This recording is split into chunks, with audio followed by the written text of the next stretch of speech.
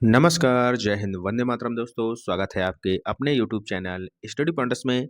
कैसे हैं आप सब? आशा करते हैं कि बहुत ही अच्छे होंगे और आपकी तैयारी बहुत ही अच्छे से शुरू हो चुकी होगी। आज हम आरआरबी ग्रुप डी 2025 के लिए रीजनिंग के 10 महत्वपूर्ण क्वेश्चन आपके लिए लेकर आए हैं।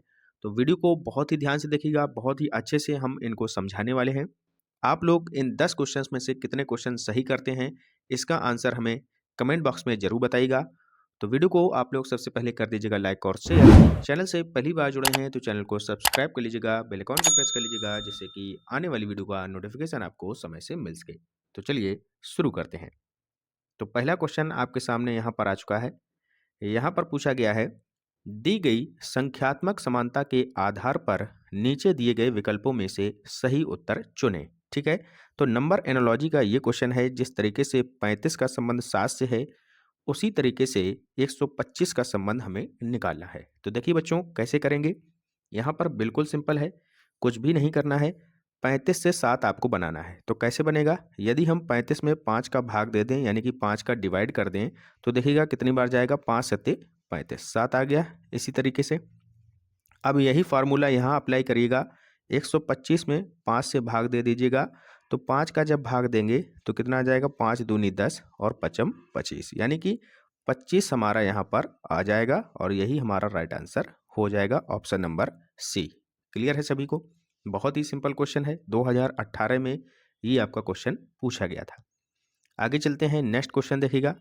अगला क्वेश्चन है, कौन सा विकल्प चित्र प्रश्न चित्र के साथ निकटतम समानता रखता है? यानी कि ये आपका क्वेश्चन पिक्चर है, इसके समान यहाँ पर आपको यहाँ पर पहचानना है। ठीक है, मतलब इसके जो निकट हो, एकदम समान ना हो, लेकिन उसके सबसे नज़दीक हो, ऐसी समानता आपको यहाँ पर पहचाननी है। तो देखिएगा, यहाँ पर ये पंचभुज टाइप का आपका दिया है, इस तरीके से बना है। ठीक है, ऐसा ही पंचभुज और ये स्टार। ठीक है, ये स्क्वायर के अंदर ये आपका एक स्टार है, इसको आपको पहचानना है। तो देखिएगा, पहला तो ये आपका गलत हो जाएगा, यहाँ पर पंचभुज आपका कहीं नहीं है।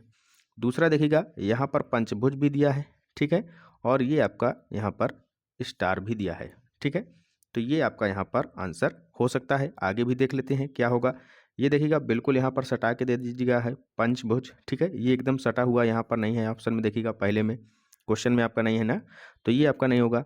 यहाँ पर देखिएगा, स्क्वायर के अंदर आपका स्टार नहीं है, ये भी नहीं होगा। तो सबसे जो निकट समान है वो ऑप्शन बी आपका हो जाएगा। ठीक है, तो क्या हो जाएगा आपका right answer? Option B. Clear है? आगे चलिएगा, नेक्स्ट क्वेश्चन देखते हैं। अगला क्वेश्चन बहुत ही अच्छा क्वेश्चन है, कोडिंग डिकोडिंग का ये क्वेश्चन है। बीरबल को यहाँ पर लिखा गया है RIBLAB। ठीक है, तो यहाँ पर डीजल को आपको पूछा गया है, इसका कोड क्या होगा? तो देखिएगा, लिखते हैं बीरबल, यानी कि BI। ठीक है, RBAL। ठीक है, इसको क्या लिखा गया है? RIB फिर LAB। तो देखिएगा, बिल्कुल सिंपल है। कैसे किया गया है? B को यहाँ पर पहुँचा दिया गया है। ठीक है, R को यहाँ लिखा गया है और I को सेम जगह पे लिखा गया है। ठीक है, ऐसे ही 3 यहाँ पर अक्षर जो है लास्ट के, L को यहाँ कर दिया गया है, B को लास्ट पोजीशन पे और A को सेम जगह पे। तो यही फार्मूला आप यहाँ पर भी अप्लाई करिएगा। क्या लिखना है आपको? DIESEL। बहुत ही धीरे धीरे हम आपको बता रहे हैं, जिससे आपको आसानी से समझ में आ जाए। जिनको रीजनिंग से डर लगता है, उनका डर बिल्कुल ख़त्म हो जाएगा। ठीक है, तो देखिएगा, ऐसे इस तरीके से हमें लिखना है। आई अपने जगह पे आएगा। ठीक है, ई यहाँ पर आ जाएगा, डी यहाँ पर आ जाएगा। ठीक है, ऐसे ही यहाँ पर करिएगा। देखिएगा, एल यहाँ पर आ जाएगा, ई अपनी जगह पर रहेगा। ठीक है, एस लास्ट में पहुँच जाएगा। तो EIDLES, EIDLES कहाँ पर है? ऑप्शन नंबर डी में। तो यही हमारा सही उत्तर हो जाएगा। क्लियर है सभी को? नेक्स्ट क्वेश्चन पे चलते हैं। अगला क्वेश्चन बहुत ही अच्छा क्वेश्चन है, रिलेशनशिप का है।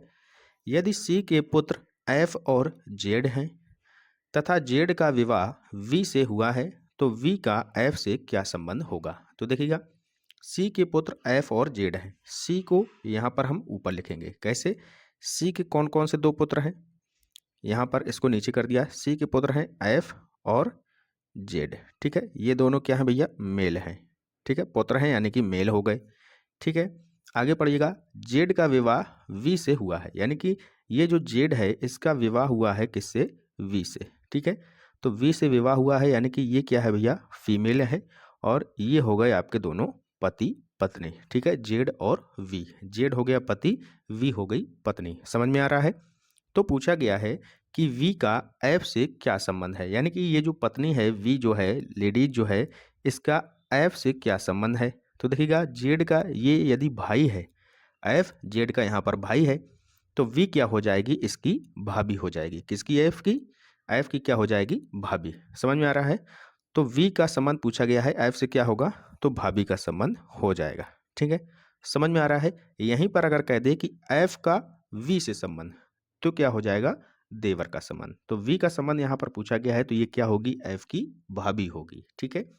समझ में आ गया? आगे चलिएगा, अगला क्वेश्चन देखिएगा, बहुत ही अच्छा क्वेश्चन है, कथन निष्कर्ष का। रवि की अपनी कंपनी में 100 लोग काम करते हैं। तो रवि की एक अपनी कंपनी है जिसमें 100 लोग काम करते हैं। तो निष्कर्ष यहाँ पर क्या दिया है? रवि एक उद्यमी है, यानी कि रवि इज एन एंटरप्रेन्योर, ठीक है। तो रवि एक उद्यमी है। यहाँ पर जब उसकी खुद की कंपनी है तो स्वाभाविक है कि वो जो है एक उद्यमी है, यानी कि वो एक एंटरप्रेन्योर है, ठीक है। तो पहला जो हमारा निष्कर्ष है ये एकदम सही है कथन के अनुसार, ठीक है। दूसरा देखते हैं निष्कर्ष क्या है। Ravi is a good person, यानी कि रवि एक अच्छा व्यक्ति है। तो ये जो है हमारे कथन में कहीं नहीं दिया है कि रवि एक अच्छा व्यक्ति है या फिर रवि एक खराब व्यक्ति है। तो इसको हम नहीं कह सकते हैं, यानी कि ये आपका हो जाएगा गलत। तो हमारा केवल एक ही पहला जो ऑप्शन है ये कथन का जो है अनुसरण करता है। तो ऑप्शन नंबर पहला हमारा राइट हो जाएगा। तो ऑप्शन डी में लिखा है केवल निष्कर्ष एक अनुसरण करता है, यही हमारा सही उत्तर हो जाएगा। समझ में आ गया? दूसरा क्यों नहीं होगा? क्योंकि हमें यहाँ पर क्लियर नहीं दिया है, ना तो कथन से हम पहचान पाएंगे कि वो अच्छा व्यक्ति है या खराब व्यक्ति है, तो इसलिए केवल एक ही अनुसरण करेगा। क्लियर? आगे चलिएगा, नेक्स्ट क्वेश्चन देखिएगा। अगला क्वेश्चन बहुत ही सिंपल क्वेश्चन है। निम्नलिखित श्रेणी में प्रश्न चिन्ह को कौन सी आकृति प्रतिस्थापित करेगी? यानी कि यहाँ पर प्रश्न चिन्ह की जगह पर क्या आएगा? अब देखिएगा क्वेश्चन क्या कह रहा है। यहाँ पर देखिएगा दो स्क्वायर दिए हैं और जब इसको यहाँ पर आगे बनाया गया है तो एक स्क्वायर के अंदर एक स्क्वायर को पैक कर दिया गया है, यानी कि एक के अंदर दूसरा आ चुका है। तो यही क्रिया आपको आगे करनी है। दो सर्कल यानी कि दो वृत्त दिए हैं, तो एक वृत्त के अंदर आपका एक वृत्त आ जाएगा जैसे यहाँ पर दिखाया गया है। तो ऐसे ही कर दीजिएगा। तो कहाँ पर है? एक सर्कल के अंदर एक सर्कल कहाँ है? पहले ऑप्शन में। तो पहला ऑप्शन हमारा राइट आंसर हो जाएगा ऑप्शन नंबर बी। क्लियर है? क्लियर है सभी को? बहुत सिंपल है। यहाँ पर दोनों स्क्वायर अलग अलग है, ठीक है, इसमें एक के अंदर पैक है, तो वही क्रिया आपको आगे कर देनी है। समझ में आ गया? आगे चलिएगा, नेक्स्ट क्वेश्चन। ये क्वेश्चन बताइएगा कैसे करना है। ये भी बहुत ही अच्छा क्वेश्चन है। देखिएगा, कौन सा विकल्प निम्नलिखित में से आकृति के निकटतम समानता दर्शाता है? यहाँ पर भी आपको समान देखना है जो इसके सबसे निकट हो। यहाँ पर देखिएगा इस तरीके से ये एक सिंबल बना है, ठीक है। यहाँ पर देखिएगा ये सिंबल गायब है, तो पहला ऑप्शन गलत हो जाएगा, ठीक है। दूसरे ऑप्शन में दोनों सिंबल हैं, लेकिन यहाँ पर पूरा आपका स्क्वायर का ये डब्बा नहीं है, तो ये भी गलत हो जाएगा। अगला देखिएगा, यहाँ पर देखिएगा स्टार आपका नहीं है, इस तरीके से जो स्टार बनना चाहिए वो स्टार भी यहाँ पर नहीं है। तो स्वाभाविक है कि आपका ऑप्शन डी ही आपका राइट आंसर हो जाएगा। जब आपने तीन यहाँ पर एलिमिनेट कर दिए तो बचा क्या? Option D. क्लियर है? तो ऑप्शन डी आपका राइट आंसर हो जाएगा। आगे चलते हैं, नेक्स्ट क्वेश्चन देखिएगा। ये आपका बहुत ही अच्छा क्वेश्चन है, इसको आप लोग करिएगा, बताइएगा क्या आंसर होगा इसका। यदि कॉक यानी कि COCK को ये लिखा गया है, ठीक है, तो हेंस को क्या लिखा जाएगा? अब देखिएगा COCK इसको कैसे लिखा गया है? सी का यहाँ पर क्या किया गया है? एक प्लस किया गया है, तो सी से बना डी, और डी की प्लेस वैल्यू होती है 4, वही लिखा है देखिएगा 4, ठीक है। ओ में एक प्लस करेंगे तो आ जाएगा पी, और पी की प्लेस वैल्यू कितनी होती है? 16, और इस 16 में से इन दोनों डिजिट का गुणा किया गया है, यानी कि 6 एकम 6, तो पी की प्लेस वैल्यू यहाँ पर 6 लिखी है इन दोनों का गुणा करके, ठीक है। इसके बाद देखिएगा फिर से सी आ रहा है, सी में +1 किया तो आ गया डी, और डी की प्लेस वैल्यू 4, ठीक है। के आ रहा है आगे, के में एक +1 करेंगे तो क्या आ जाएगा? एल, और एल की प्लेस वैल्यू कितनी होती है? 12, ठीक है, 12 होती है। अब इस 12 में 1 और 2 का आपस में गुणा कर दीजिएगा डिजिट का, तो 1 दूनी 2, तो L की प्लेस वैल्यू 2 लिखी है। तो इस तरीके से ये कॉक को यहाँ पर लिखा गया है। समझ में आ गया? अब यही क्रिया आपको हेंस में अपनानी है। हेंस में अपना दीजिएगा, तो क्या लिखा है HENCE, ठीक है। इसको हम यहाँ पर हटा देते हैं, अच्छे से आपको दिखने लगे। HENCE इसको लिखिएगा। कैसे लिखेंगे? H में +1 हो जाएगा तो HI हो जाएगा। I की प्लेस वैल्यू 9 होती है। E में 1 प्लस करेंगे तो F हो जाएगा, F की प्लेस वैल्यू 6 होती है। N में 1 प्लस करेंगे तो क्या हो जाएगा? NO, ठीक है। NO हो जाएगा, O की प्लेस वैल्यू 15 होती है। तो 1 और 5 का गुणा करेंगे तो 5 एकम 5, ठीक है, 5 आ गया। C में 1 प्लस किया D की प्लेस वैल्यू 4। E में 1 प्लस किया F की प्लेस वैल्यू 6। तो देखिएगा I9 F6 O5 D4 F6 कहाँ पर है? ऑप्शन बी में है। तो यही हमारा सही उत्तर हो जाएगा। बहुत ही आसान क्वेश्चन है, थोड़ा सा आपको दिमाग लगाना है और आप इसको कर ले जाएंगे। क्लियर है? आगे चलिएगा, नेक्स्ट क्वेश्चन देखते हैं। बहुत ही अच्छा क्वेश्चन है, करिएगा इसको।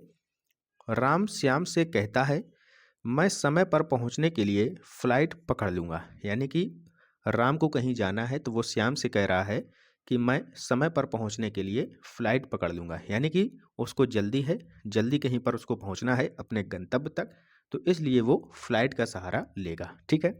अवधारणा यहाँ पर क्या बनती है? देखिएगा कॉन्सेप्ट क्या है। गंतव्य तक पहुंचने के लिए विमान द्वारा यात्रा करना सबसे तेज तरीका है। तो ये तो जायज़ सी बात है, बिल्कुल सही बात है, ठीक है। क्योंकि आपको यदि सबसे तेज विमान जो है वो केवल आपको हवाई जहाज़ यानी कि फ़्लाइट के माध्यम से ही वो सबसे जल्दी आपको गंतव्य तक पहुंचा सकता है। अगला दिया है कि रेल तथा बस परिवहन के अन्य माध्यम हैं।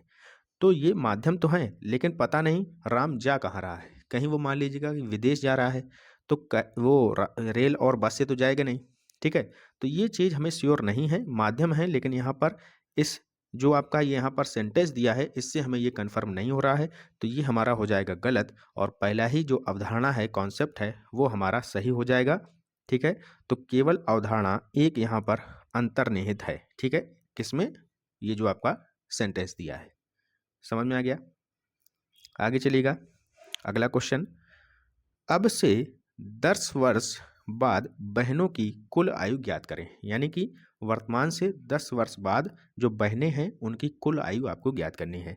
कथन दिया है, उसके बाद आपका यहाँ पर ऑप्शन दिए हैं। पहला पढ़ते हैं, यहाँ पर क्या लिखा है कथन।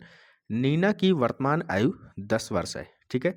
तो यहाँ पर 2 बहनें हैं, एक है नीना, इसकी तो हमें वर्तमान आयु पता चल गई 10 वर्ष है।